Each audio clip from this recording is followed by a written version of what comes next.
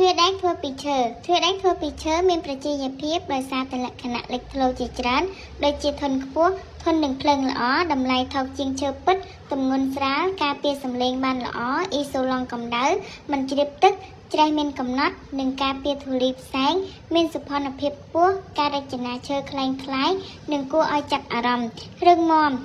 និងអាចទប់ទល់នឹងផលប៉ះពាល់ពីខាងក្រៅស្ថិរភាពខ្ពស់ប្រឆាំងនឹងការវ៉ាពេញនិងស្ទ្រីនកេតដោយសារតែអាកាសធាតុធន់នឹងកម្ដៅល្អស័ក្តិសមសម្រាប់ធ្វើទ្វារធំបង្អួចច្រកចេញសង្គ្រោះបើកបិទដោយយ៉ាងងាយស្រួលរលូនការរចនាចម្រុះនិង19ពណ៌សម្រាប់ការជ្រើសរើសផ្ទៃក្របធញ្ញជាតិ